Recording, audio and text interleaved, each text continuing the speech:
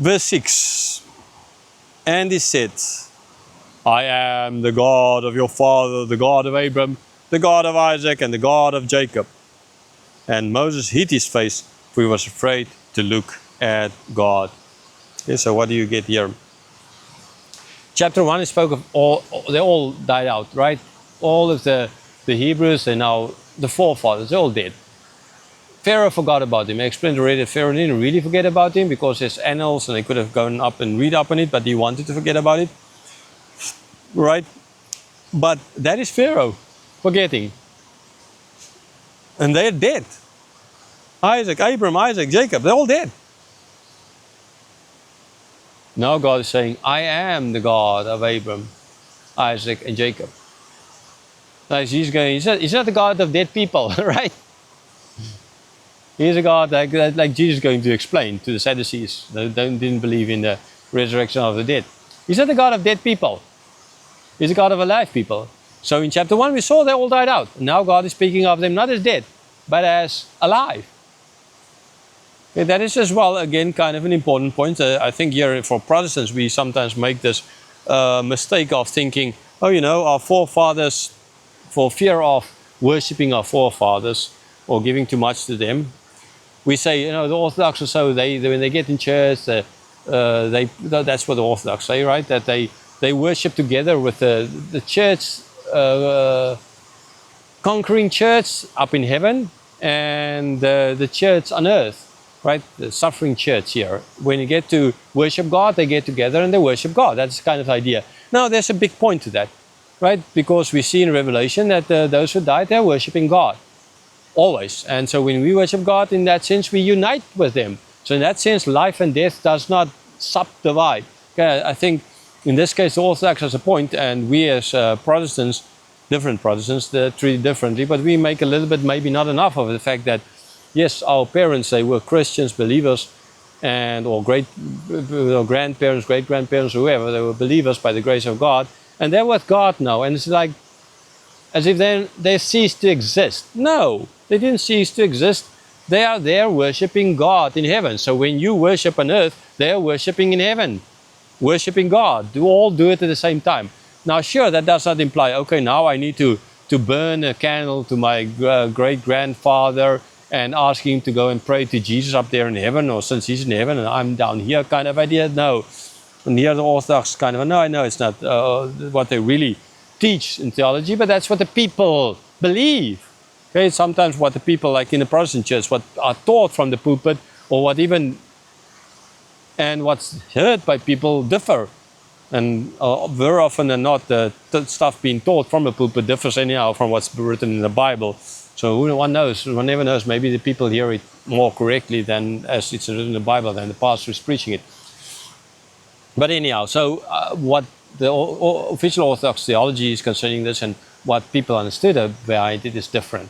So I would, in that sense, agree more with the official theology of theirs about the conquering. But the people see this then as, okay, I can burn a little candle to my forefathers, my father, whatever, up there in heaven, like the Buddhists would do, and then he's interceding for me. But Jesus is the only one interceding. Okay, so in that sense, no, that's a big taboo. Only Jesus is the only one interceding. And again, the Orthodox will say, yes, Jesus is only, not even Mary. But what does play out in reality is a different thing. Right, and so therefore, I just feel that we as Protestants don't make enough of the fact that actually our forefathers, yes, they are not bodily with us, but they're in spirit with God. And when we are worshiping God in church, we are worshiping in body and spirit, and we are therefore with them worshiping God. So in all, Abraham, Isaac, and Jacob here is worshiping God now at this moment, right? When we worship in church, in the true church, right? We are worshiping with them the one true God.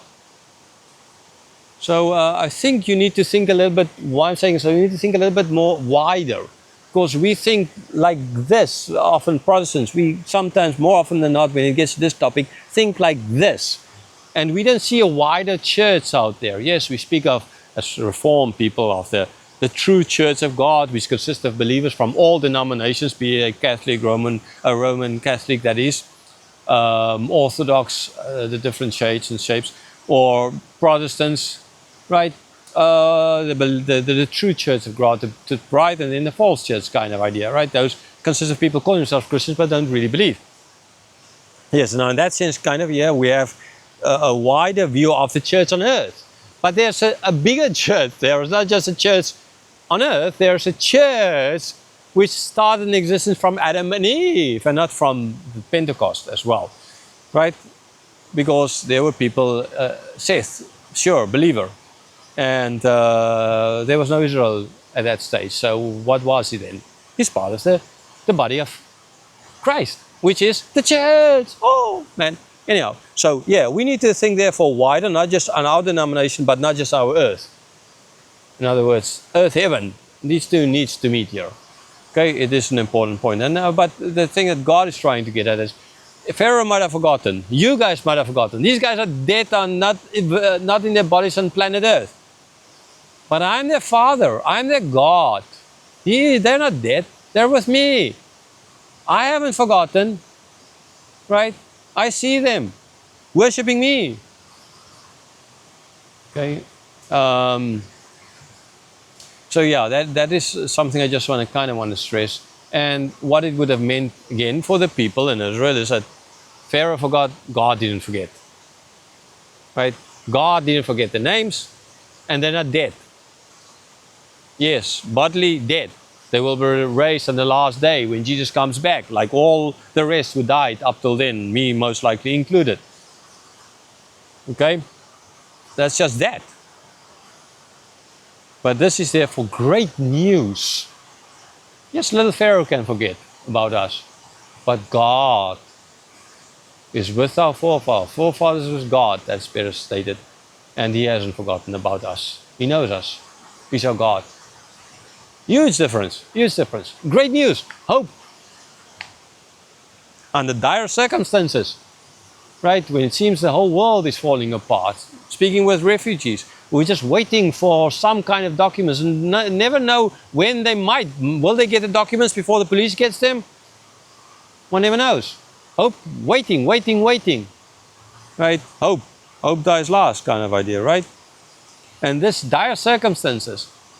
But God, by saying, I'm the God of Abraham, Isaac, and Jacob, shows He didn't forget. And these guys with Him,